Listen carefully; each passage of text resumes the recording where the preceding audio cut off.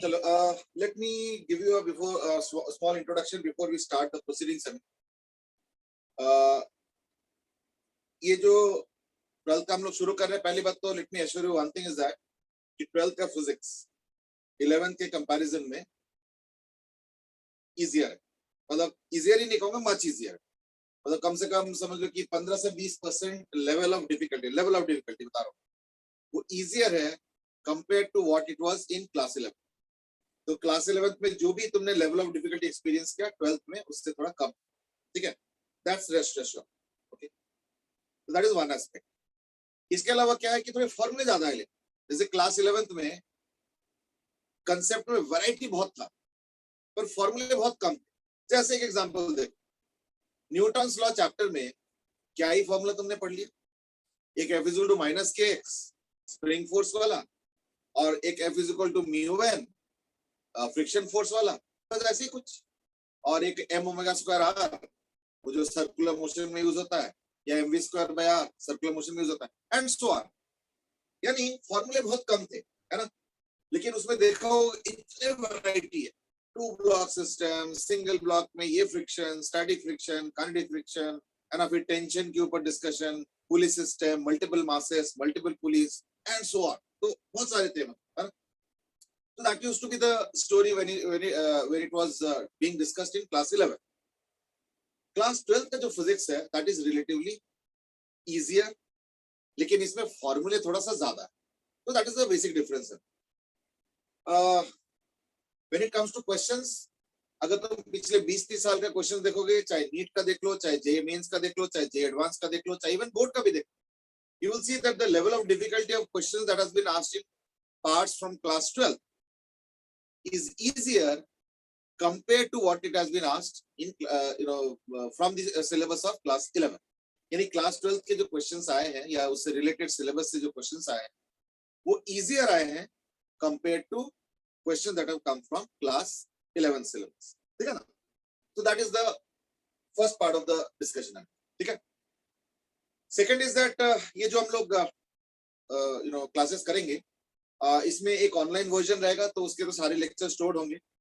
कोशिश करूंगा, अभी नहीं पता मुझे क्या क्या क्या क्या इंफ्रास्ट्रक्चर मैं कितना जल्दी रेडी कर पाऊंगा. जो ऑफलाइन क्लासेस मैं लूंगा at the centres, I mean 17 and 85, उसके क्लासेस भी मैं कोशिश करूंगा रिकॉर्ड करने. बट उसका अभी मैं एश्योरेंस नहीं दे पाऊंगा. बट हाँ, ऑनलाइन वाले जो होंगे वो सारी क्लासेस रिकॉर्डिंग होंगी. और चाहे तुम ऑनलाइन वाला ज्वाइन करो, चाहे ऑफलाइन वाला ज्वाइन करो, इट्स योर चॉइस है. तो ऑनलाइन वाला रिकॉर्डेड रहेगा, वो तुमको ऐप के अंदर मिलेगा. ठीक है ना. और सपोर्टिंग ऐप के अंदर तुमको question answers, assignment and also DPPs and all that you will get in the supporting app. और जो प्रिंटेड असाइनमेंट्स है, स्टडी मटेरियल, वो अलग. ठीक है ना. तो that is separate. I mean, और ऐप के अंदर डेली प्रैक्टिस प्रॉब्लम के थ्रू जैसे 10 क्वेश्चंस के सेट एवरीडे अपलोड होके तुमको उसको टाइम तरीके से देना है. और जैसे टाइम खत्म होगा तो immediately will be able to get the result and so on. तो ये सब चीजें जो है ऐप के अंदर फैसिलिटी तुमको मिलेंगे. ठीक है. प्लस जैसे क्लासेस के तो है ही है, that you know very well. Approximately my guess is that the syllabus will be over somewhere around October. ठीक है ना. This is my guess. October end is what I'm guessing. थोड़ा सा ऊपर नीचे हो सकता है, 1-2 हफ्ता हो, I don't know.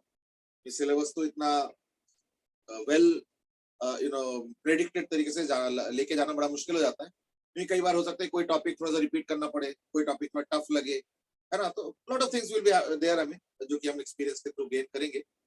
और कोशिश ये तो रहेगा कि लाइक अक्टूबर मिड से लेके अक्टूबर एंड तक सिलेबस वाइंड अप करें. ठीक है.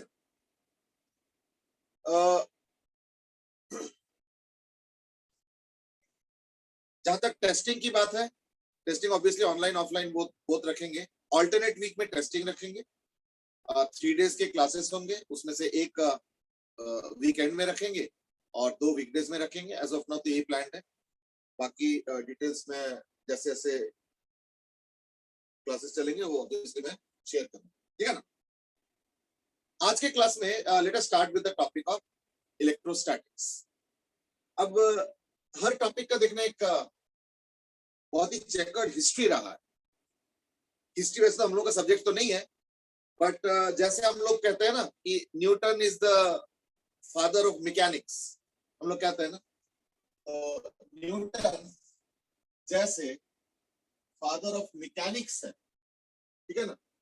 Any guess, any guess as to who could be the father of this chapter of electrostatics or electricity, whatever? Any guess?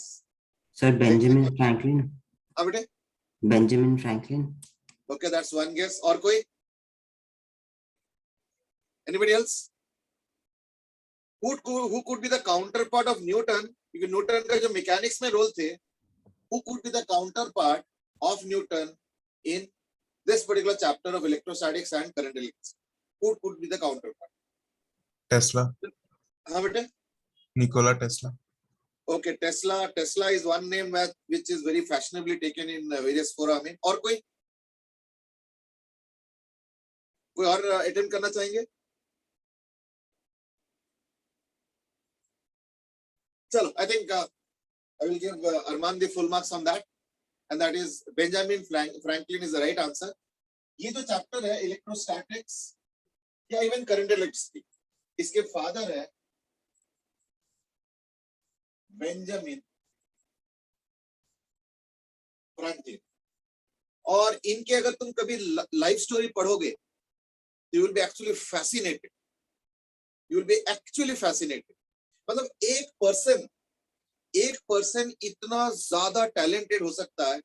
I mean, you won't even believe unless you read his life story. मैं example बताता हूँ. उन्होंने बड़े early as में अपने brother के printing firm join की. अच्छा, क्योंकि उस समय यंग एज के थे तो ऑब्वियसली थोड़े बहुत मिस्टेक्स भी करते होंगे, तो उनका खूब पिटाई होता था. उनके ब्रदर के नाम थे जेम्स एविन. उनका खूब पिटाई होता था और मतलब परेशान हो गए थे वो. तो एक टाइम तो ये सोचा कि चलो हम भाग जाएंगे. अब उससे क्या एस्केप मिलेगा? तो अच्छा, okay, there are some more attempts. I mean, Akshat has also given the same name, and that is Franklin. Dhruv has given the name Charles Coulomb. चलो ठीक है, all good attempts. I mean, but the final answer is Benjamin Franklin. तो उन्होंने 16 साल की उम्र में उन्होंने पेट नेम लिया था, और पेट नेम के बाद उन्होंने एक लिखने का स्टार्ट किया. उन्होंने कुछ ऑथरशिप से कुछ सीरीज ऑफ आर्टिकल्स लिखना शुरू किया, और उन्होंने आर्टिकल लिखे थे एक विडो के फॉर्म में, यानी as if the writer is a widow and she is writing her experiences, her opinions and things that are happening in the society and so on. तो उन्होंने एक पेट नेम लिए थे मिसेस टू गुड. तो उनके नाम से वो काफी सारे लिखना शुरू किया और बहुत फेमस हो गए एज द ऑथर, और किसी को नहीं पता थी कि है कौन author. He used to do it in a very secretive fashion.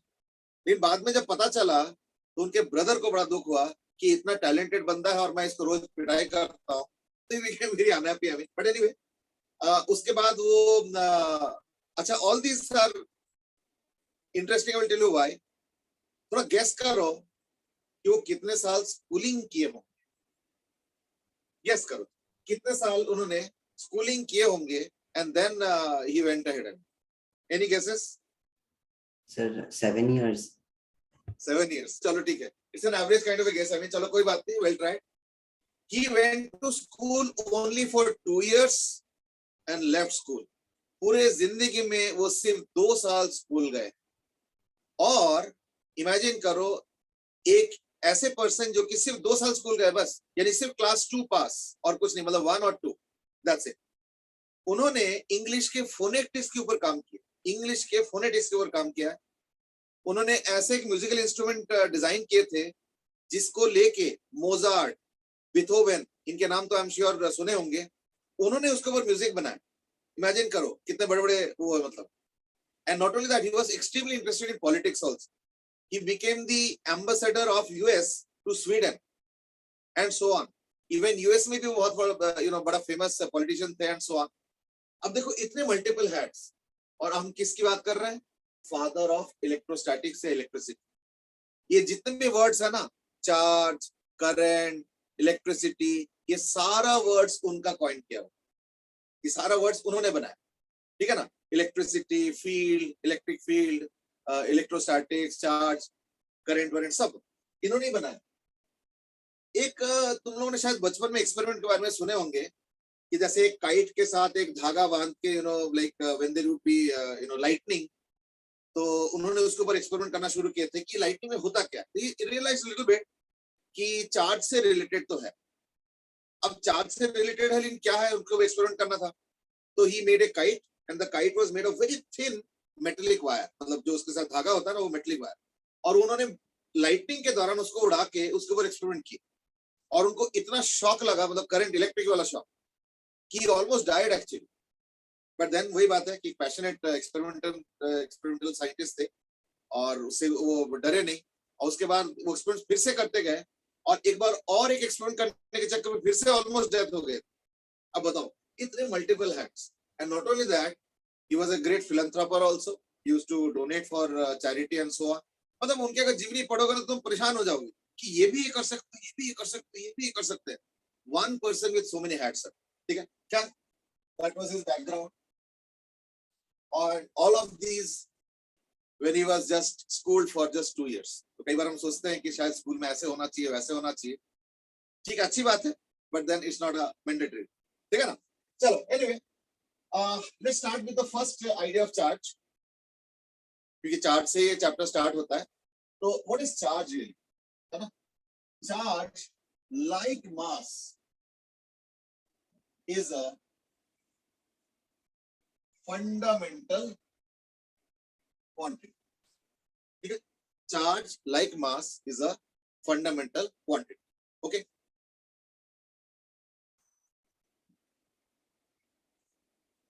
अब चार्ज का यूनिट क्या है?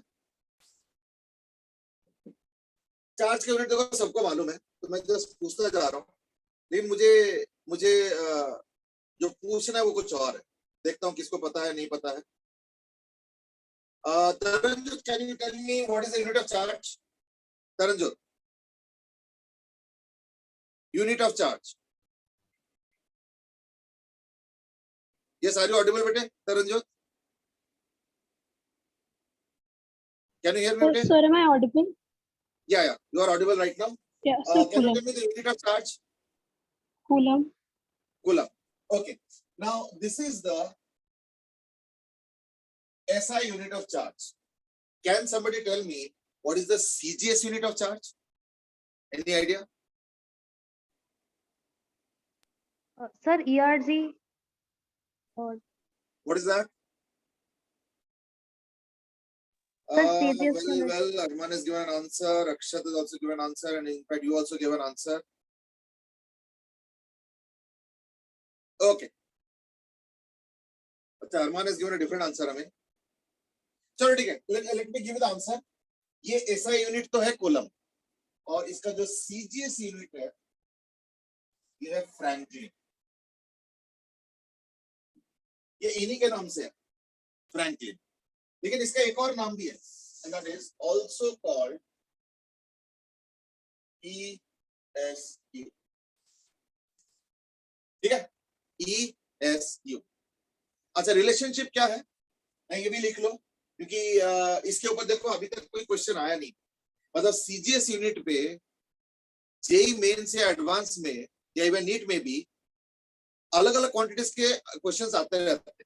जैसे मैकेनिक्स के क्वेश्चंस आते हैं, कई बार सीजीएस यूनिट के भी आते हैं, लेकिन इलेक्ट्रोस्टैटिक्स के आए नहीं। But then you never know, so you should know this. तो 1 coulomb is equal to 3 into 10 to the power 9 yes।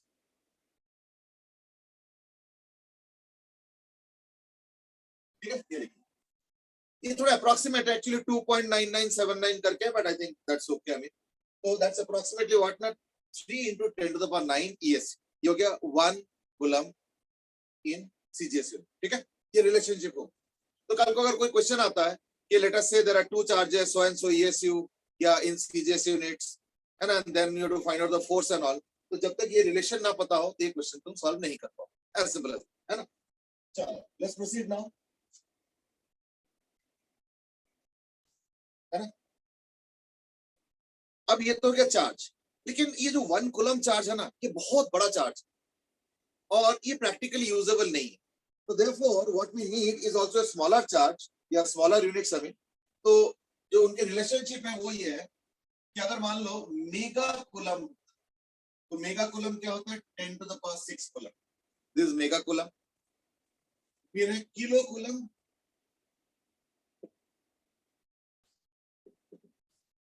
which is 10 to the power 3 coulomb.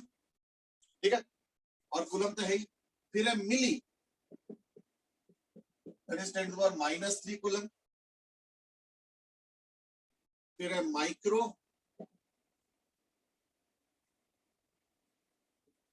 that is 10 to the power -6 coulomb.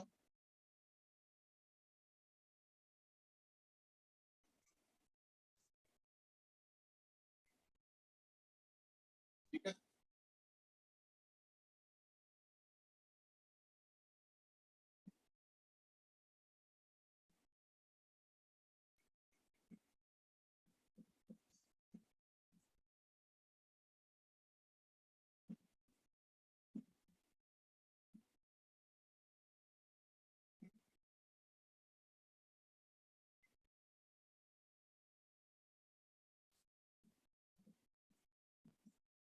वैसे देखो generally micro के beyond जरूरत तो पड़ता नहीं है, but फिर भी just for your knowledge, I mean just know this much कि कूलम से अगर ज्यादा यूनिट चाहिए तो जनरली किलो मेगा का यूज होता है, और कूलम से कम वाले में आ जाता है milli, micro, nano, pico, fermi and so on. कई बार क्वेश्चन में ना वर्ड्स में आ जाते हैं कि एक नैनो कूलम चार्ज और एक कितना coulomb charge, so unless you know the relationship you may not be able to solve it. बस ये याद है. वैसे तो I am sure most of you know it, I mean, but still it's my duty to inform you on everything. मैंने बता दिया. ठीक है, so let's move on. Now, as I said, the fundamental quantity on which this chapter is based is charge. Let's start with the properties of charge. Okay, so we're going to now talk about properties of charge. अच्छा, ये सब topics जो है ना बड़े simple है और इससे कोई खास क्वेश्चन तो नहीं बनता, but then we should have the idea because sometimes some theoretical questions are asked based on this. बस वही है, but उसके चांस बहुत कम होता है, but then as I said we need to know everything, isn't it? So number one is two types, positive and negative. ये सबको मालूम है. Positive is proton based and negative is made of electrons. और charge कितना value का होता है? Electron is equal to 10 to the power -19 coulomb. तो इलेक्ट्रॉन हो जाएगा माइनस ऑफ, इलेक्ट्रॉन हो जाएगा माइनस ऑफ 1.6 -19 कूलम, और प्रोटॉन हो जाएगा प्लस 1.6 -19 कूलम. ठीक है, सो दैट्स योर चार्ज. दूसरा क्या, same type of charges repel, opposite attract. Same type they repel and opposite type they attract. ठीक है, ये हो गया चार्जेस ऑफ टू टाइप्स, ये वाले. और इनके बीच में जो फोर्स होता है वो क्या होता है, रिपेल भी कर सकते हैं और अट्रैक्ट भी कर सकते हैं. यानी minus minus repel, plus plus repel and plus minus attract. Third is conservation. अब ये सब रूल्स है ना, सब तुम लोग पढ़ चुके हो आई एम श्योर. कंजर्वेशन का मतलब क्या है, total charge of the universe will remain a constant. So total charge in universe is constant. ये इसका एक स्टेटमेंट है. इसका एक दूसरा स्टेटमेंट भी है, और वो है that charge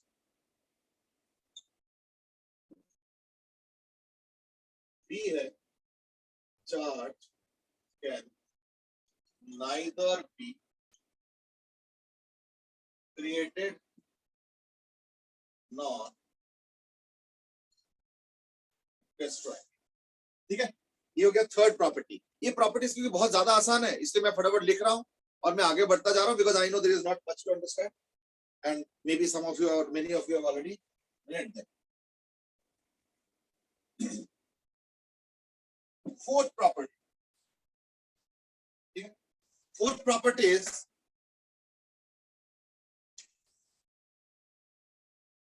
transferability.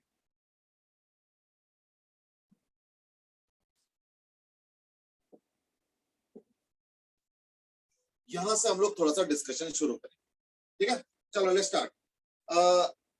Akshita, can you tell me what do you mean by this property of transferability? Yes, Akshita.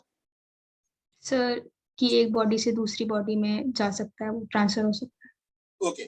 क्योंकि चार्ज दो टाइप का है, ये देखो चार्ज दो टाइप का हो गया, क्या दोनों टाइप के चार्ज ट्रांसफर हो सकते हैं?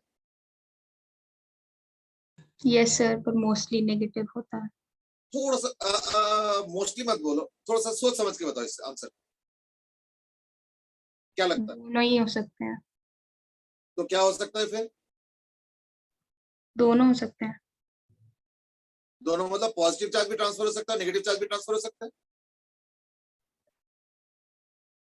Yes or no? I didn't get your answer. हाँ, फिर से रिपीट करोगे? Yes sir. ओके, बस थोड़ा सा मैं करेक्शन करूंगा. Negative charge can be easily transferred, लेकिन पॉजिटिव चार्ज क्या होता है? प्रोटॉन से बनता है, और प्रोटॉन होता है न्यूक्लियस का पार्ट, है या नहीं? तो इसलिए प्रोटॉन ट्रांसफर करना थोड़ा मुश्किल, ठीक है ना? So we'll say that charge can be transferred from one body to another. ठीक है? However, it's actually only electrons which take part in this. So electrons are the ones take part in this. यानी इस transfer में electrons take part कर, ठीक है ना? It's the electrons which take part in the transfer. तो इससे होता क्या है? मान लो this is a body A and this is a body B, ठीक है? और लेटर से कुछ चार्ज ट्रांसफर किया लेटर से, और ये इनिशियल हो गया, और अब मैं पूछ रहा हूं फाइनल में क्या हो रहा है? लेटर से ए हो गया पॉजिटिव चार्ज और बी हो गया नेगेटिव चार्ज. तो यहाँ पे एक्चुअली चार्ज ट्रांसफर हुआ कैसे? That is the question. This question will ask to Manasvi. Manasvi बताओ कि ये चार्ज ट्रांसफर हुआ कैसे इस केस में? पहले दोनों न्यूट्रल थे, ए भी न्यूट्रल थे, बी भी न्यूट्रल थे, फाइनली ए पॉजिटिव हो गया, बी नेगेटिव हो गया. तो बताओ जरा इसमें चार्ज ट्रांसफर क्या हुआ? ये इनिशियली फाइनल. हाँ बोलो. सर चार्ज ट्रांसफर के भी मेथड्स होते हैं ना, कंडक्शन इंडक्शन में भी चलो उसमें तो बाद में डिस्कस करेंगे, अभी तो सिर्फ प्रॉपर्टीज के बारे में डिस्कस कर रहे हैं. इसके बाद वाला डिस्कशन है मेथड्स ऑफ चार्ज. उसमें हम लोग डिस्कस करेंगे, कंडक्शन डिस्कस करेंगे, है ना? वो सब डिस्कस करेंगे, ठीक है ना? इंडक्शन भी डिस्कस करेंगे, अर्थिंग भी डिस्कस करेंगे. तो वो अगला टॉपिक. अभी इस टॉपिक में हम सिर्फ एक चीज पूछ रहे हैं, एक बॉडी न्यूट्रल था, दूसरा बॉडी भी न्यूट्रल था, बाद में किसी वजह से, अब पता नहीं कैसे, बट किसी वजह से, वो जो तुम बता रहे हो वो वजह हम लोग बाद में डिस्कस करेंगे. किसी वजह से मान लो ये पॉजिटिव चार्ज हो जाता है, नेगेटिव चार्ज हो जाता है, इसमें चार्ज ट्रांसफर क्या हुआ हो? यस सर कि एक ही बॉडी से इलेक्ट्रॉन्स ट्रांसफर बी में हो गए. यानी ए से बी ट्रांसफर हुआ है ना? Yes sir. Okay that's right. Actually इसमें क्या हुआ होगा कि जब हम लोग ट्रांसफर करते हैं ना, तो सॉलिड्स में सिर्फ इलेक्ट्रॉन ही इसमें टेक पार्ट करते हैं. देयरफॉर जब न्यूट्रल बॉडी से पॉजिटिव और नेगेटिव बॉडी हो गई, इसका मतलब क्या हुआ कि इलेक्ट्रॉन्स यहां से यहां चला गया. हाँ, एक सवाल हो सकता है, यू माइट सी इलेक्ट्रॉन गया कैसे? That is the next topic. Next topic है मेथड्स ऑफ चार्ज. वो हम लोग बाद में डिस्कस करेंगे, बट अभी हम लोग क्या डिस्कस कर रहे हैं कि चार्जिंग करते कैसे, चार्जिंग से होता कैसे. तो होता क्या है इस केस में? द इलेक्ट्रॉन यहां से यहां चला गया. So that is what is the idea of transfer of electrons from A to B. In fact, अगर मान लो चार्ज प्रोड्यूस हो रहा है, जैसे मान लो ये पॉजिटिव चार्ज हो गया, नेगेटिव चार्ज हो रहा है, तो क्या इसमें मास में भी कोई चेंज आया हुआ है? तो let's look at the answer from, ये क्वेश्चन का आंसर करेंगे सोमिक बेटा. बताओ कि इसमें मास का क्या चेंज हुआ होगा? लेटर से इनिशियली ये दोनों का सेम मास है, मान लो ये m मास है और ये m मास सपोज, और बाद में ये पॉजिटिव चार्ज हो जाता है, नेगेटिव चार्ज हो जाता है, तो मास में क्या चेंज आया होगा? यस सोमिक. सर मास में तो चेंज नहीं आएगा. Okay, one answer is that mass में कोई चेंज नहीं आएगा. रोहन मास में कोई चेंज आएगा? यस सर, बी क्या चेंज का आएगा? मास ज्यादा हो जाएगा। ए का मास ज्यादा हो जाएगा, क्यों नहीं ज्यादा सर, होगा? बी का सर, बी का। बी का ज्यादा होगा, ऐसे ऐसे क्यों बता रहे हो? सर क्योंकि उसने इलेक्ट्रॉन गेन किए हैं। हाँ दैट्स राइट। यानी अगर तुम पूछोगे क्या मास में कोई चेंज होता है, the first answer is that mass में बहुत कम चेंज होगा, बहुत कम चेंज होगा, लेकिन थोड़ा सा होगा। किस वजह से? क्योंकि पहले ए और बी में, क्योंकि पहले ए और बी में इक्वल नंबर ऑफ प्रोटॉन्स और इलेक्ट्रॉन्स थे, हो गया। अब कुछ इलेक्ट्रॉन ए से बी में चला गया, ए से बी में चला गया। देयरफॉर अगर दोनों का मास बराबर थे, ए से इलेक्ट्रॉन चला गया तो ऑब्वियसली ए का मास थोड़ा घटेगा और बी का मास थोड़ा बढ़ जाएगा। तो देयरफॉर फाइनली क्या होगा? Mass of b will be approximately but greater than। लेकिन अब एक चीज और सुन लो, वो चेंज बहुत कम होगा, बट जो भी है, अगर पूछा जा रहा है कि चेंज होगा या नहीं होगा, तो हम उसको नेग्लेक्ट नहीं कर सकते, तो हमें बताना पड़ेगा, ठीक है ना? अच्छा, so now let us get an idea कि कितना चेंज होगा।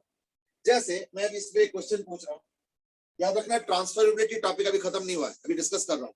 तो ट्रांसफरेबिलिटी पे मैं क्वेश्चन पूछ रहा हूँ। सपोज आई से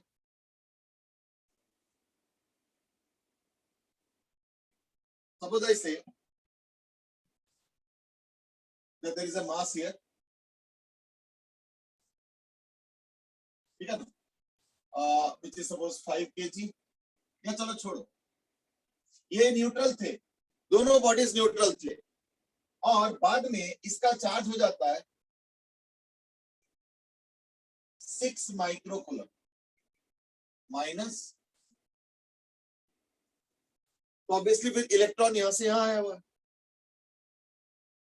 क्वेश्चन सुनो, सपोज ये m मास था, ये m मास था, सपोज दोनों मासेस पहले इक्वल थे, ये भी m ये भी m, मैंने कुछ रबिंग किया या जो भी कुछ किया, जिसके वजह से बाद में इसका चार्ज इतना हो जाता है और इसका चार्ज इतना हो जाता है, ये दिया हुआ है। Find the difference of mass after charge, ठीक है। Initially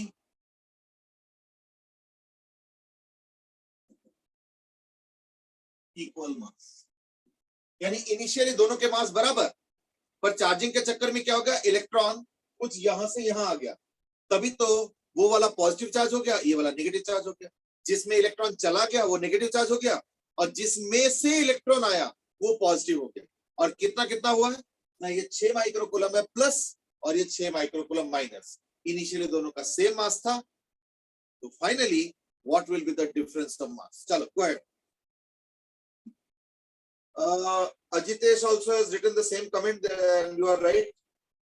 Ajitesh, you are writing the same, correct answer, that is कि बहुत negligible increase होगा, that is accepted, but increase होगा। अब तो मैंने पूछ लिया कि कितना होगा, so answer in terms of kg, कितना मास का डिफरेंस क्रिएट होगा। चलो start.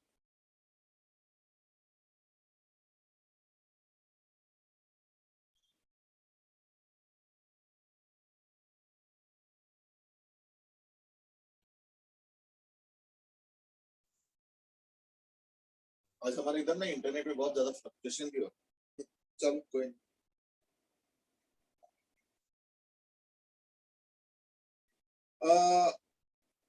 Akshat, I think you understood the question wrongly. Question मैंने क्या पूछा है देखो, I have asked you difference of mass बता, चार्ज नहीं पूछा है मैंने, डिफरेंस ऑफ मास पूछा है। तुमने जो आंसर दिया वो चार्ज का है। एक और आंसर आ गया, and that is of mass only, and that has been given by Arman, and that is 1.1 into 10 to the minus 16 kg। अभी देखता हूँ।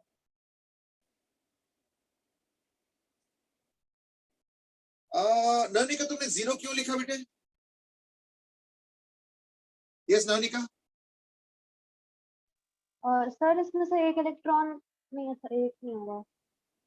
नहीं समझे नहीं, देखो हुआ क्या ना, इसमें से कुछ इलेक्ट्रॉन्स यहाँ पे आ गया है, तो उसके इलेक्ट्रॉन्स कम हो गए और इलेक्ट्रॉन्स बढ़ गए इसके, तो उसकी वजह से मास का डिफरेंस तो होगा ना, इसलिए मास का डिफरेंस 0 नहीं होगा।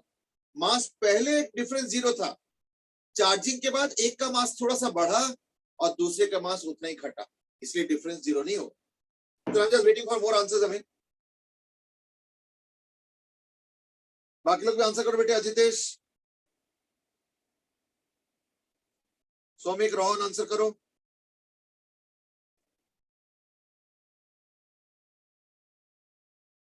चलो, one answer has come from Arman and there is 1.1 into 10 to the minus 16 kg। ठीक है ना? मैंने थोड़ा टाइम दिया। Now let me start solving. ठीक है? अच्छा, अब देखो 6 माइक्रोकूलम जो चार्ज होता है उसमें देखते हैं कितने इलेक्ट्रॉन्स होता है। तो how many electrons are there? 6 microcoulomb charge is equal to 6 into 10 to the power minus 6 microcoulomb 10 to the minus 6। इसके अंदर कितने इलेक्ट्रॉन्स? तो नंबर ऑफ इलेक्ट्रॉन्स क्या हो जाएगा? 6 into 10 to the power minus 6 by 1.6 into 10 to the power minus 9, है ना? क्यों?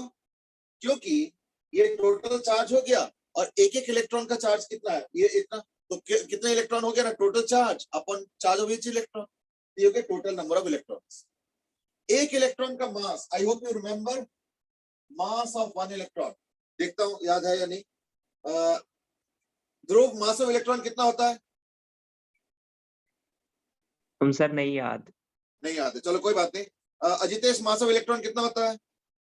Sir 9.1 into 10 power minus 31 kilograms।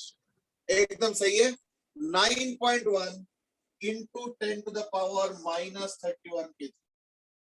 ये छोटे छोटे पॉइंट्स ना याद रखना। मैं इसको बॉक्स में डाल रहा हूँ, तुम भी बॉक्स में डालो, सो दैट जब भी पेज पलट के नोट्स पलटते हो ना तो कम से ये बॉक्स वाले आइटम्स याद रहे। ठीक है ना? तो मास ऑफ इलेक्ट्रॉन, चलो अब हमारे पास टोटल इलेक्ट्रॉन्स कितने हैं? टोटल इलेक्ट्रॉन्स इतने हैं। तो therefore mass is equal to 6 into 10 to the power minus 6 by, देखो कितने इलेक्ट्रॉन्स है? इलेक्ट्रॉन्स इतने हैं ये वाले, और एक इलेक्ट्रॉन का मास कितना है? इतना है। तो टोटल इलेक्ट्रॉन्स के मास कितने हो जाएंगे? Number of electrons into mass of each electron into,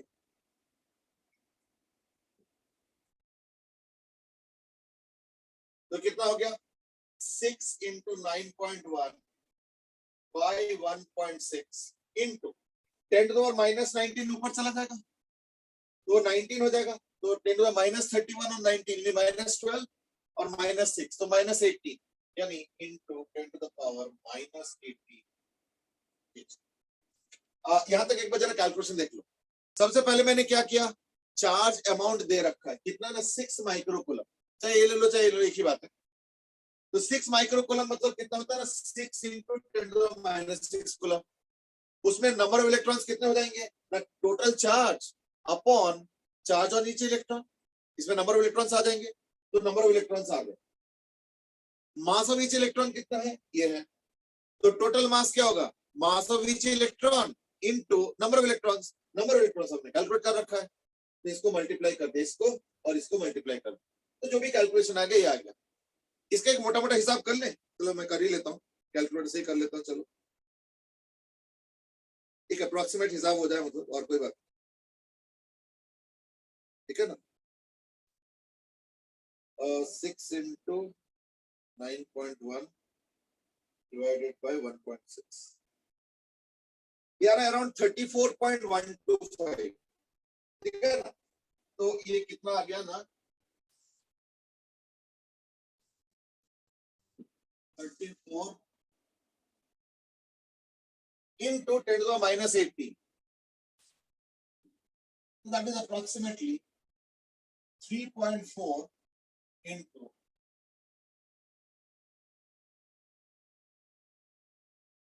अच्छा, अब मेरा एक सवाल है, क्या ये आंसर आ गया? No sir. नहीं आया। क्यों नहीं आया? क्योंकि सर टाइम्स 2 करना होगा डिफरेंस निकालने। इसको डबल करना पड़ेगा। बिल्कुल सही बता रहे हैं। क्यों? क्योंकि मैंने ये नहीं पूछा कि कितने मास ऑफ इलेक्ट्रॉन आया है, मैंने पूछा कि दोनों के बीच में मास का डिफरेंस अब क्या हो जाएगा। तो पहले दोनों बराबर थे, सपोज एक का मास 3 kg बढ़ गया, थोड़ा सा एक दूसरा एग्जांपल समझो। सपोज एक का मास 3 kg बढ़ गया और दूसरे का मास 3 kg घट गया, तो 6 kg का डिफरेंस हुआ ना, यानी इसको 2 टाइम्स मल्टीप्लाई भी तो करेंगे ना, क्योंकि क्वेश्चन ये नहीं पूछ रहे कि कितना मास आया या कितना मास चला गया, ये नहीं पूछा है। क्वेश्चन पूछ रहे हैं बाद में जब इसका बढ़ गया और इसका घट गया तो दोनों के मास में क्या डिफरेंस हो गया, ये पूछा जा रहा है ना। तो therefore डिफरेंस ऑफ मास क्या होगा, इसका डबल हो जाएगा, यानी 2 into 3.4 into 10 to the power minus 17, यानी 6.8।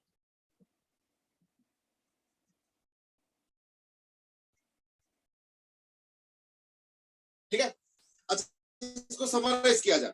पहले हमने क्या किया, देखा ये टोटल चार्ज कितना है, मतलब जितना ट्रांसफर हुआ है। फिर हमने देखा कि मास ऑफ इलेक्ट्रॉन इतना होता है, तो नंबर ऑफ इलेक्ट्रॉन्स लिखा।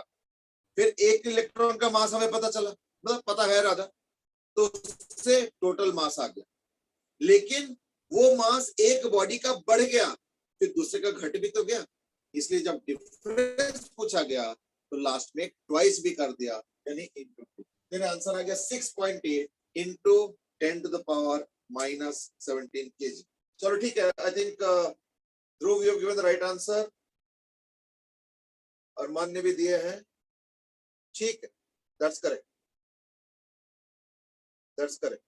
ठीक है, हाँ ध्रुव तुम कुछ पूछना चाह रहे हो? यस बेटा। सर हमें एक वो चीज पता है कि एक कूलम चार्ज के अंदर 6 into 10⁻18 इलेक्ट्रॉन्स होते हैं, तो सर उस प्रोसीजर से भी हम कैलकुलेट कर सकते हैं ना? देखो मैं बता, ये जो तुम बता रहे हो ना, ये कैसे आया, ये वो 1/1.6 करके आया है ना। यस तो या सर। तो उसको याद रखो, बट क्या होता है ना, देखो अभी एक चैप्टर हो रहा है 12th का, तो एक दो चीज याद रखना रह जाएगा, और देखना धीरे धीरे जैसे जैसे चैप्टर बढ़ते रह जाएंगे ना, तो इन दैट केस क्या होगा ना, नए नए चीजें याद रखने का जो है ना बड़ा डिफिकल्ट टास्क हो जाता है। इसलिए मैं तो कहता हूँ सिर्फ ये याद रखो कि इलेक्ट्रॉन का चार्ज कितना होता है, और इलेक्ट्रॉन का मास कितना होता है, और प्रोटॉन का मास कितना होता है, बस इतना ही।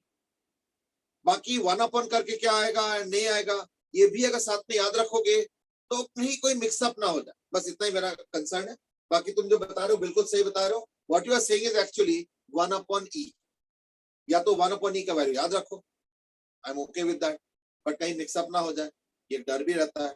इसलिए कम याद रखोगे तो ज्यादा याद रहेगा, ये हमेशा याद रखो। जितने कम चीजें याद करने के भरोसे रहोगे, उतना देखना वही चीज याद ज्यादा रहे। अब इतने सारे चीजें याद कर लेंगे ना, तो देखना याद उसका बहुत छोटा सा ही पार्ट रहता है। That's the only suggestion, और कोई बात नहीं। Yes, you are right, हम कर तो सकते हैं। Excuse me sir. हाँ बेटे। सर मेरे को एज एन प्रैक्टिकली समझ नहीं आया, जैसे अगर हमने दोनों के मास तो इक्वल लिए और इक्वल मैग्नीट्यूड ऑफ वो भी लिया चार्ज, तो सर अगर बाद में एक का मास बढ़ रहा है उतना ही तो दूसरे का मास घट रहा है, तो फिर डिफरेंस नहीं आना चाहिए ना, क्यों आ रहा है? ये तो बड़ा इंटरेस्टिंग सवाल पूछा है तुमने, ये कैसे हो गया? एक चीज बताओ, सपोज मेरे पास भी 100 रुपए है और इसके पास भी 100 रुपए है, सपोज, और मैंने 10 रुपए अपने जेब से उसको दे दिया, तो इसका देखो मेरे पास भी 100 रुपए, उसके पास भी 100 रुपए, मैंने 10 रुपए अपने जेब से उसके जेब में डाल दिया। अभी बताओ कि दोनों के पैसे में क्या डिफरेंस हुआ? मनस्वी 20 रुपीज। तो अगर मान लो पैसा ना दे के अगर मैं इलेक्ट्रॉन दे दूंगा, और इलेक्ट्रॉन में मास भी होता है, तो मास का डिफरेंस भी इसी तरीके से निकलेगा। Yes sir. तो यही तो हमने किया है या नहीं? यानी इसका मॉरल का स्टोरी क्या है? पैसे से सब कुछ समझ आता है, हाँ? इलेक्ट्रॉन जब हमने बताया, जब मास बताया, तब थोड़ा सा डाउट आ गया कि कैसे हो सकता है। जैसे ही पैसा बोला तो तुरंत समझ में आ गया। चलो कोई बात नहीं। Some more questions.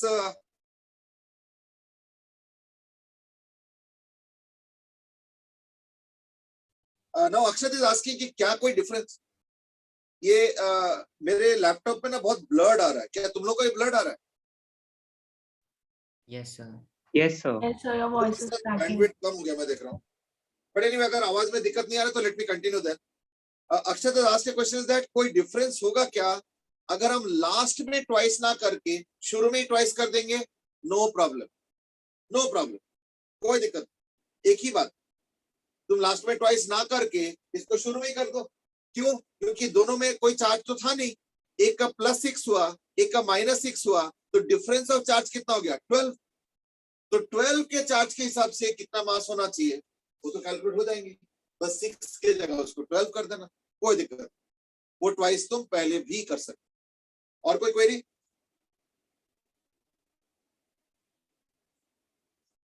चलो ठीक है, देयर आर नो क्वेरीज तो like let me now proceed forward. Akshata बेटा समझ में आ गया? कोई दिक्कत? यस सर, समझ आ गया। चलो ओके, लेट्स प्रोसीड नाउ। बीच बीच में किसी को एक एक करके पूछते रहेंगे, सबको तो हर बार पूछना मुश्किल है। Now that was about your transferability. Now what earlier Manasvi was saying was that कि इलेक्ट्रॉन जाएंगे कैसे, वो एक अलग टॉपिक है, ट्रांसफरेबिलिटी से रिलेटेड है, बट वो अलग टॉपिक है, वो थोड़ी देर बात करेंगे। Next topic is on fourth हो गया तो ना, एडिटिविटी। एडिटिविटी का मतलब क्या होता है? The charge is a scalar quantity, उसमें कोई डायरेक्शन नहीं होता। तो charge is a scalar quantity, ठीक है, उसमें कोई डायरेक्शन नहीं होता है। चार्जेस add like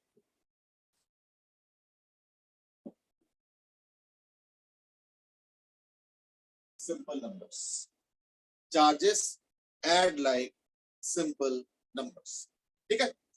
ओके, अब ये एडिटिविटी और ट्रांसफरेबिलिटी के ऊपर मैं क्वेश्चन पूछूं। एक चीज याद रखना इज दैट सॉलिड्स के अंदर, फिर से ध्यान से सुनो, सॉलिड्स के अंदर सिर्फ इलेक्ट्रॉन ही फ्लो होता है एक जगह से दूसरी जगह। प्रोटॉन का फ्लो कभी नहीं होता है सॉलिड्स के अंदर। हाउएवर, मैं एक क्वेश्चन पूछना चाहूंगा, क्या प्रोटॉन्स यानी पॉजिटिव चार्ज कहीं पे भी फ्लो नहीं होता? Yes, what is the answer then? Any answer? मैंने बोला कि जब भी चार्ज फ्लो होता है बिटवीन टू सॉलिड्स, जैसे एक स्फीयर लिया, एक स्फीयर लिया, दोनों को तार से जोड़ दिया, तो इसमें जो चार्ज का फ्लो होगा वो सिर्फ इलेक्ट्रॉन का होगा, प्रोटॉन का फ्लो नहीं होता। तो क्या पॉजिटिव चार्ज यानी प्रोटॉन कभी भी फ्लो नहीं करता है? What is the answer? Okay, now one answer that has come up is कि होता है when positive ions pass through plasma membrane in cell. Now that's what has been given by an answer from Arman. और कोई answer बेटे किसी का? क्या positive charge कभी फ्लो नहीं करता? So there is a question. Does positive charge also flow? क्या पॉजिटिव चार्ज भी फ्लो करते हैं?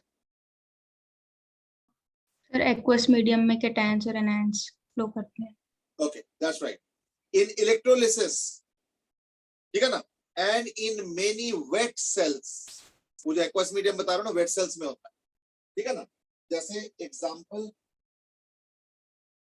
यानी पहली बात तो यस, एग्जाम्पल है इलेक्ट्रोलिसिस। इलेक्ट्रोलिसिस में क्या होता है ना, पॉजिटिव चार्ज भी फ्लो करता है और नेगेटिव चार्ज भी फ्लो करता है, ठीक है ना। तो देयरफॉर ऐसे नहीं है कि पॉजिटिव चार्ज कभी नहीं फ्लो करता, लेकिन पॉजिटिव चार्ज कब फ्लो करता है? Only in case of liquids and gases. Solids के अंदर ओनली इलेक्ट्रॉन्स फ्लो, ठीक है। तो in case of solids only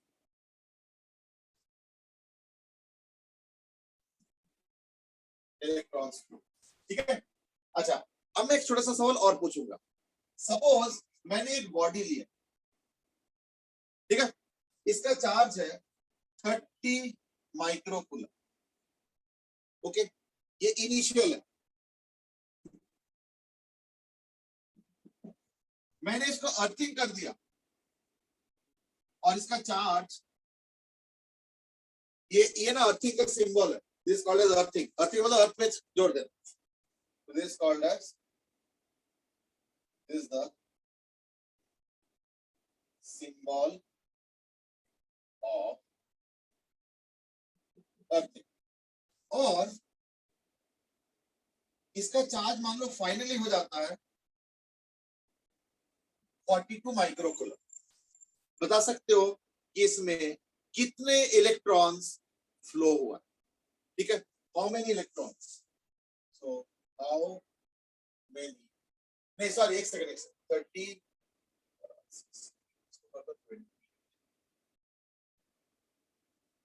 how many electrons have flown.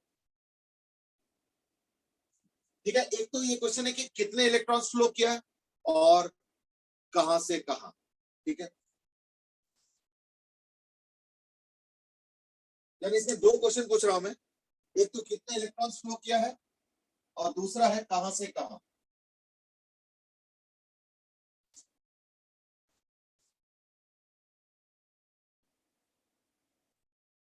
Sir दोनों पॉजिटिव हैं। इनिशियली 28 माइक्रोकूलम, बाद में एक्चुअली ना मैंने सोचने में थोड़ा सा वो किया है, इसको एक काम करो 44 कर दो, मतलब 44 का रीजन ये कि थोड़ा कैलकुलेशन आसान होगा और I think that is okay, ठीक है। इनिशियली 28 माइक्रोकूलम था, बाद में 44 माइक्रोकूलम हो जाता है। How many electrons have phloem, also find direction. Direction मतलब बॉडी से अर्थ या अर्थ से body, that's what you understand.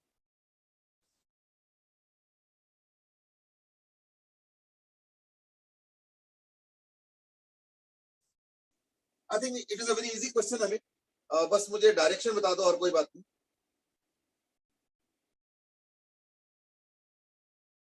ठीक है।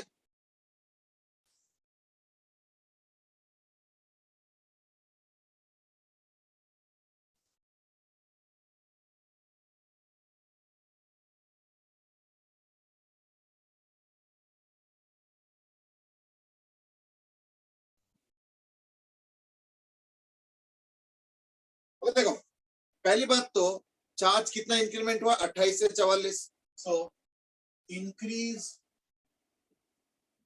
In charge is equal to 44 minus 28 is equal to 16 microcoulomb, ये given है, तो therefore number of electrons कितने हो जाएंगे, तो 16 into 10 to the power minus 6 upon electron का चार्ज, इलेक्ट्रॉन का चार्ज कितना 1.6 into 10 to the power minus 19,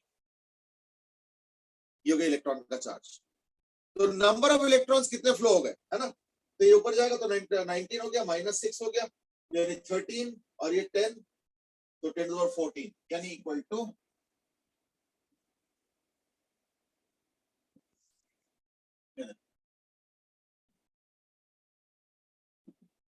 यानी 10 to the power 14 electrons flow हुआ, ठीक है।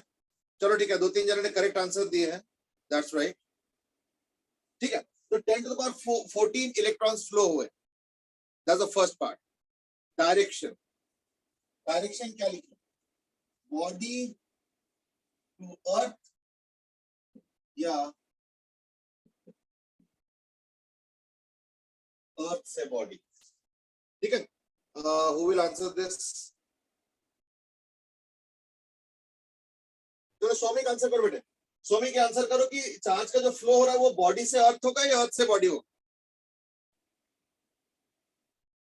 सर बॉडी से अर्थ होना चाहिए। बॉडी से अर्थ होना चाहिए, ऐसे क्यों लग रहा है लेकिन? सर अर्थिंग का मतलब ये होता है कि जब जो चार्ज होता है वो मतलब एब्जॉर्ब हो जाता है अर्थ के अंदर। नहीं नहीं, ये जनरलाइज वाला जो बताया वो तो सही नहीं हो, इसके पहले जो बताते वो तो खैर सही है कि बॉडी से अर्थ की तरफ इलेक्ट्रॉन चला गया। देखो थोड़ा सा एक चीज ना रियलाइज करो, ये तो आप लोग की समझ में आ गया होगा, मैंने जल्दी से मिटा दिया। इज दैट कोई बॉडी है, ठीक है ना, या बॉडी है मन, और ये सपोज पॉजिटिव है, अगर इलेक्ट्रॉन चला जाता है तो क्या होगा, it will become more positive, so it becomes more positive, और अगर इलेक्ट्रॉन आता है बिकम्स लेस पॉजिटिव। ये लॉजिक थोड़ा समझो। तो अगर मान लो एक बॉडी है पॉजिटिव वाला और उससे अगर इलेक्ट्रॉन निकल जाता है तो जाएगा कहां पे, अर्थ पे जाएगा।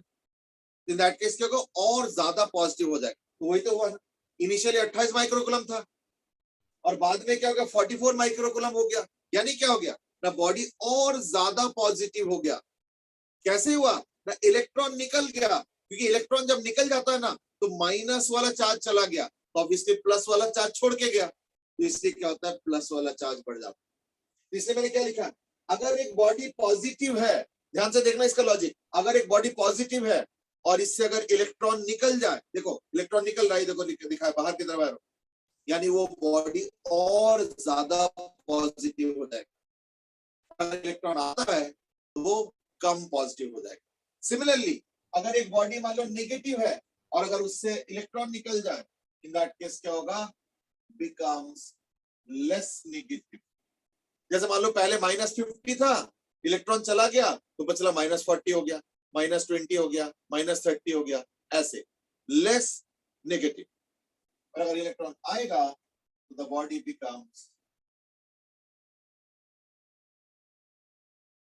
More negative.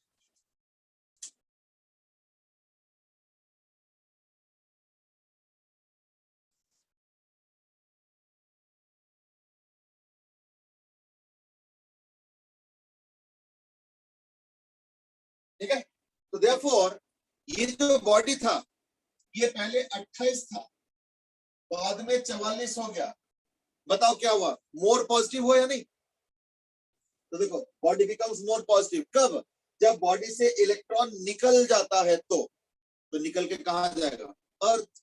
तो देयरफॉर इस केस में 28 से अर्थ में कर दिया मैंने, यानी बॉडी से अर्थ की तरफ इलेक्ट्रॉन दिया। तो देयरफॉर इलेक्ट्रॉन्स क्या हो रहा है, बॉडी से अर्थ में जा रहा है। अभी लॉजिक क्लियर है सबको, किसी को कोई दिक्कत? अक्षिता बेटे सारा लॉजिक क्लियर है? Yes sir? सर। ओके, हाँ मनस्वी बताओ। सर मेरे को एज एन छोटी सी क्वेरी थी कि जैसे हमें पता है कि चार्ज जो है वो स्केलर क्वांटिटी होती है, तो सर हम ऐसे कैसे बोल सकते हैं कि उसकी डायरेक्शन मतलब कहाँ से कहाँ जा रहा है जब उसकी डायरेक्शन स्पेसिफाई होती ना, नहीं ना, है? ना, वो डायरेक्शन से कोई मतलब नहीं। जैसे मान लो मैंने लिखा है बॉडी बिकम्स मोर पॉजिटिव, ऐसे अगर इलेक्ट्रॉन चला गया, तो अगर ऐसे इलेक्ट्रॉन चला जाएगा तो भी यही होगा, वो डायरेक्शन से कोई लेना देना नहीं। ये तो मैं कह रहा हूँ कि कहीं से आए, अब वो कैसे भी आए कोई दिक्कत नहीं। इट्स लाइक मनी, मान लो किसी ने मुझे पैसे दिया, अब मैंने इस जेब में रख लिया या मैंने पैंट के जेब में रख लिया या मान लो कोई इन पॉकेट होता है उसमें रख लिया, उससे क्या फर्क पड़ता है, पैसा बढ़ जाएगा। यानी डायरेक्शन से मतलब नहीं है कि इधर से आया या इधर से आ गया या कहीं और से आया, उससे कोई फर्क नहीं पड़ता। पैसा अगर कहीं से आ रहा है तो मेरा अमाउंट ऑफ मनी बढ़ जाएगा। It is similarly on that. इसलिए डायरेक्शन को मत ले आओ बीच में, इसमें डायरेक्शन रोल प्ले नहीं कर रहा है। रोल प्ले इस बात पे हो रहा है कि चार्ज बॉडी से बाहर चला गया या अंदर आया, बस इतना ही। वो किस तरफ बाहर गया या किस तरफ से अंदर आया उससे कोई लेना देना नहीं। I hope now it's okay. Sir लेकिन सर्किट में तो हम पता रहता है ना इलेक्ट्रॉन्स कहाँ फ्लो कर रहे हैं, पॉजिटिव से देखो नेगेटिव। सर्किट अलग चीज है, सर्किट के ऊपर जब डिस्कस करेंगे 3rd चैप्टर में तब उसके बारे में डिस्कस करेंगे। अभी हम लोग सिर्फ देख रहे हैं कि बॉडी है और फिर वहां से चार्ज चला गया, कोई सर्किट वर्किट नहीं बना है।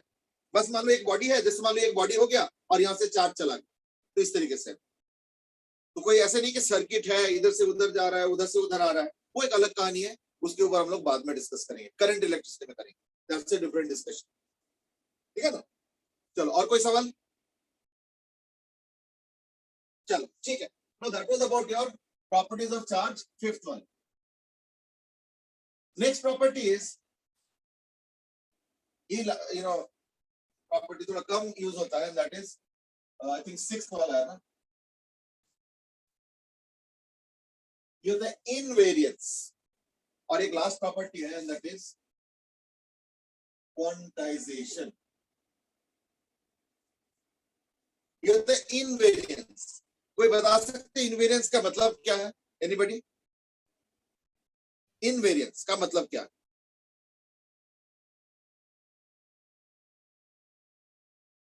चलो, क्योंकि अभी किसी ने अटेम्प्ट नहीं किया तो मैं बताता हूं, अब सुन लो ध्यान से।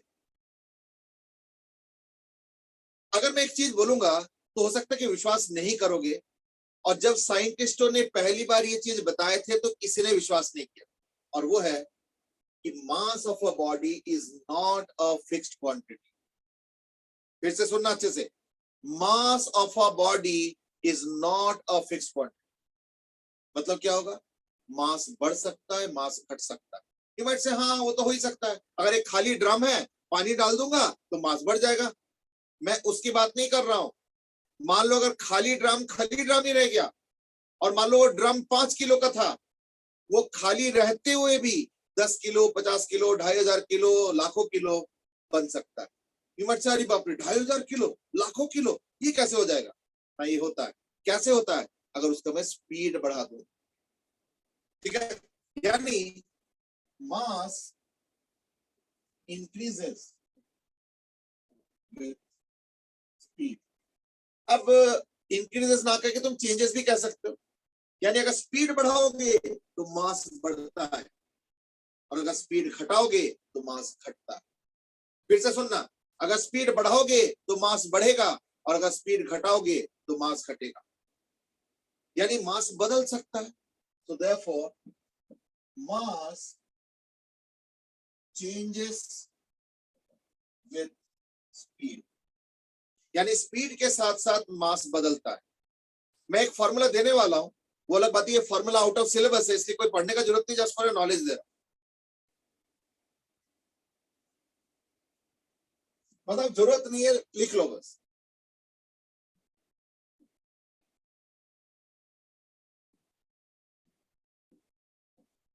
ये इनिशियल मास, इसको रेस्ट मास बोलते हैं। ये हो गया mass at any velocity v, अलग अलग वेलोसिटी पे अलग अलग मास होगा ये, और under root of 1 minus v by c whole square. v is the velocity, c is the speed of light, c is the.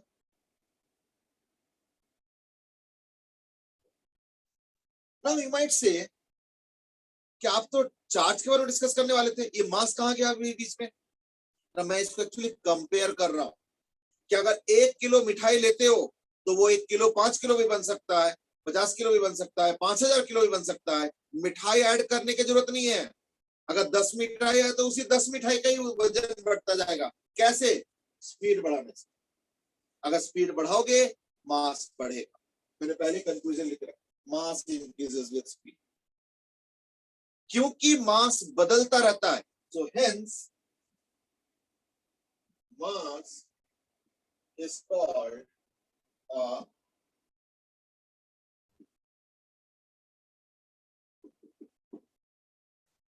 therefore mass is called as a variant quantity। Variant quantity का मतलब क्या होता है? जो बदलता रहता है, जो बदलता रहता है। Mass is a variant quantity. हो गया? अच्छा, यहां पे चार्ज कॉन्ट्रास्ट में आ, चार्ज का स्पीड कितना भी बढ़ा दो, चार्ज नहीं बदलता, इसलिए चार्ज को क्या बोला जाता है? इनवेरिएंट क्वांटिटी, यानी इनवेरियंस। ठीक है, तो this is called as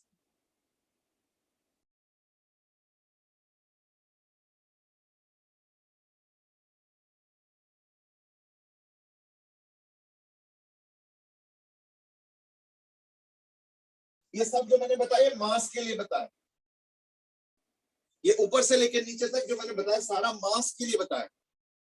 charge का क्या होता है? चार्ज नहीं बदलता है, इसलिए उसको बोलते हैं इनवेरिएंट क्वांटिटी, यानी इनवेरियंस।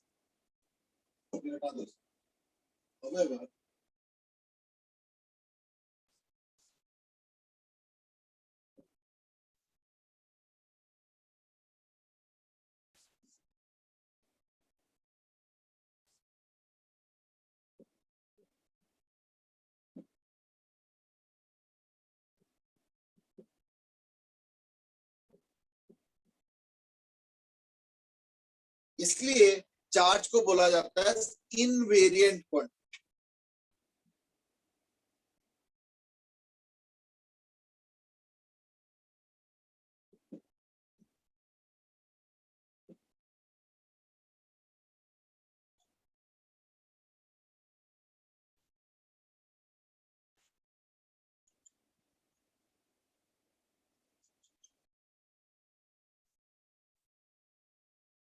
इसलिए इस क्वांटिटी को बोलते हैं इनवेरिएंट क्वांटिटी, और इस फेनोमेना को हम बोलते हैं इनवेरियंस। देख लो,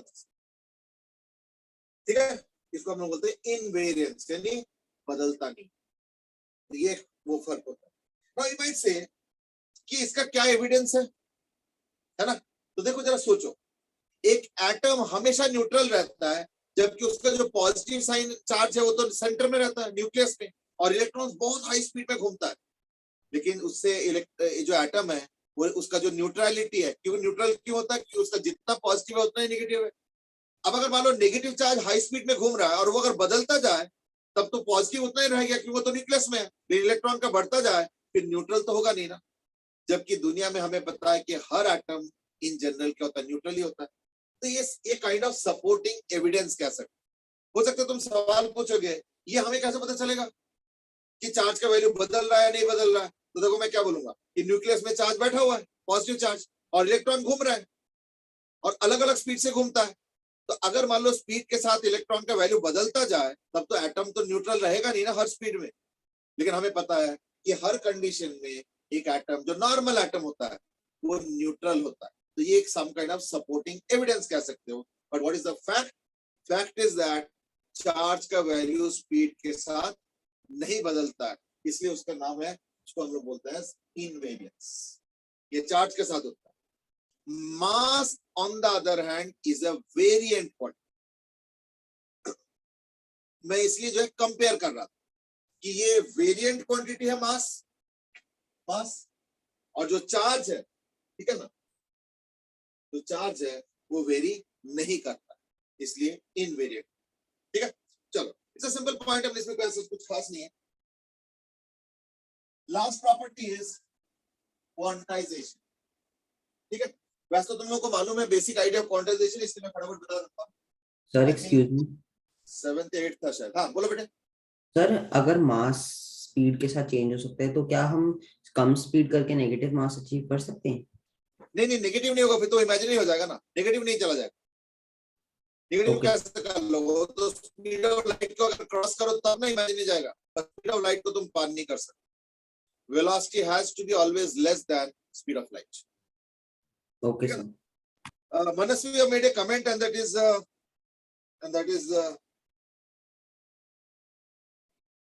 mass. अच्छा, you have made a conclusion कि mass is not a constant quantity for bodies in motion. देखो मनस्वी, ये जो हम लोग अर्थ में मोशन क्रिएट करते हैं ना, ये जो गाड़ी चलता है, हवाई जहाज उड़ता है, all these are very small speeds compared to speed of light. ये जो मास बदलता है ना, ये स्पीड ऑफ लाइट के आसपास जाके बदलता है सब्सटेंशियल, इसलिए हमें वो फील नहीं होता, हमें आसपास ये होते हुए दिखता नहीं। पर साइंटिस्टों ने एक्सपेरिमेंट किया हुआ और उन्होंने इस चीज को प्रूव किया हुआ, तभी एक्सेप्ट हुआ था। 100 साल पहले 100 years back when this idea was proposed, तो सब हंसते थे, अरे क्या बात कर रहे हो, मास कैसे बदल सकता है, मजाक कर रहे हो शायद। बट ऐसे नहीं है, बाद में एविडेंस के साथ प्रूव किया गया, तब जाके साइंटिस्टों का ये असर्शन एक्सेप्ट हुआ। ठीक है ना, ऐसे नहीं कि किसी ने कुछ कह दिया और हम मान गए, ऐसे नहीं होता, साइंस में ये सब चीजें नहीं होती। चलो anyway, last property is that of quantization. अब मुझे नंबर याद नहीं आ रहा है तो नंबरिंग अपने आप कर लेना।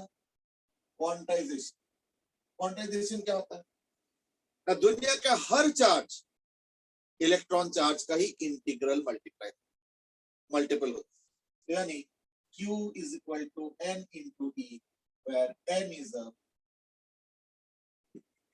integer. Q is equal to N into E, where N is a integer. यानी N -5 -7 भी हो सकता है और +2 और 100 और 5000 भी हो सकता है। ठीक है ना, बड़ा चार्ज, छोटा charge, negative charge, positive charge, etcetera. जैसे मैं एक क्वेश्चन पूछ रहा हूं, सपोज क्या ये चार्ज पॉसिबल है?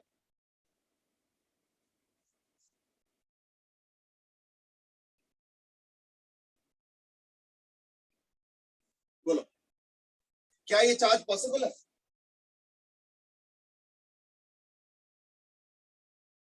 अरमान सेज कि no because electrons travel in whole.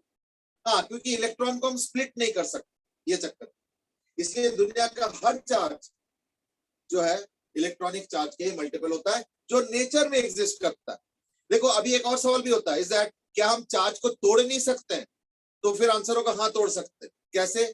जैसे प्रोटॉन है, प्रोटॉन 3 चार्ज से बनता है, 2 अप क्वार्क और 1 डाउन क्वार्क। अब ये सब सिलेबस का पार्ट नहीं है, सो यू मे और मे not be interested I mean, तो इसलिए 2 अप क्वार्क में जो चार्ज होता है वो होता है 2 × 2/3, और जो डाउन क्वार्क होता है उसका चार्ज होता है -1/3।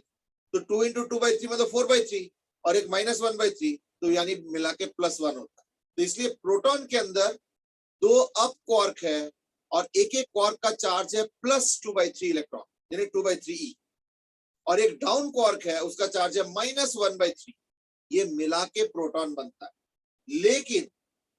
लेकिन इसको तुम नेचर में एग्जिस्ट नहीं करा सकते, इसलिए हमने बोला है कि the smallest unit of charge is electron, और दुनिया में जितने भी चार्ज है वो सारा इलेक्ट्रॉन का ही चार्ज के इंटीग्रल मल्टीपल होगा। ठीक है, तो ऑल चार्जेस, इसका जो स्टेटमेंट होता है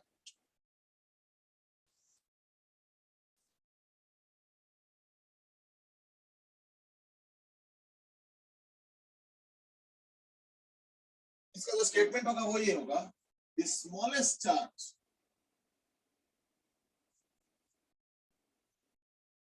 that exist in nature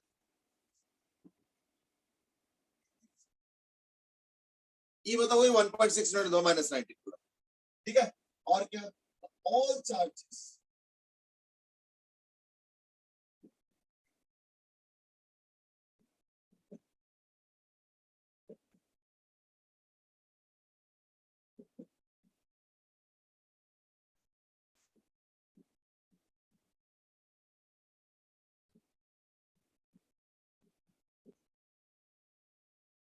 ये होता है। ठीक है ना।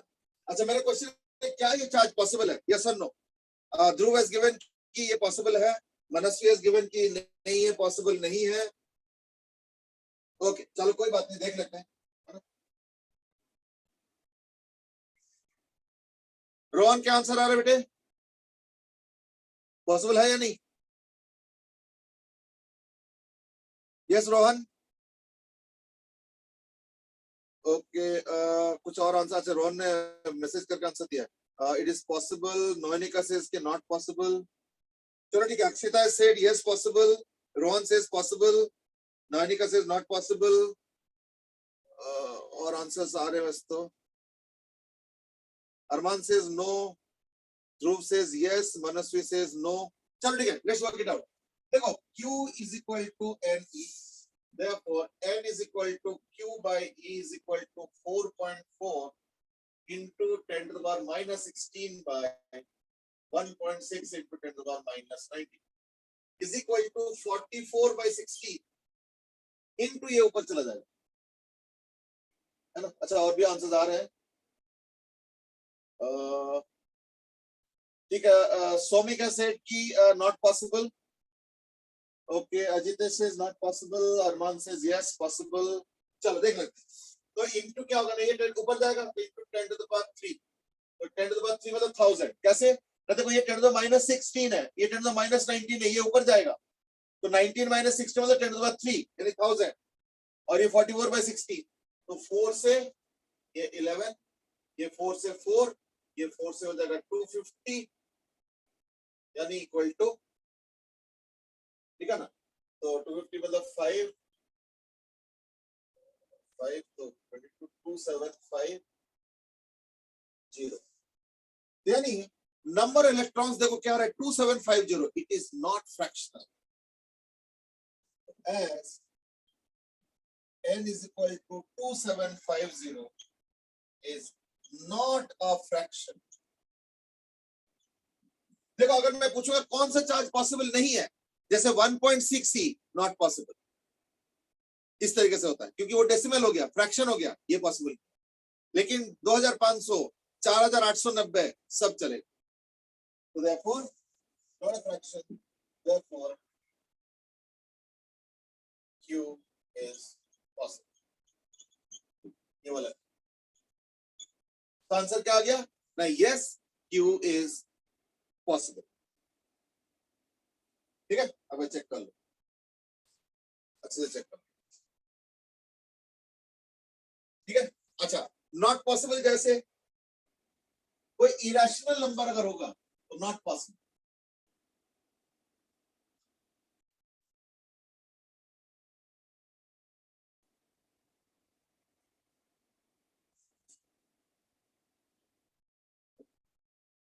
some examples, कुछ examples of charge जो कि possible नहीं है, ठीक है, वो है 1.6 e, 27/4 e, minus 4√2 e, है ना, प्लस या माइनस √3 e, pi e, इस टाइप के चार्जेस पॉसिबल नहीं।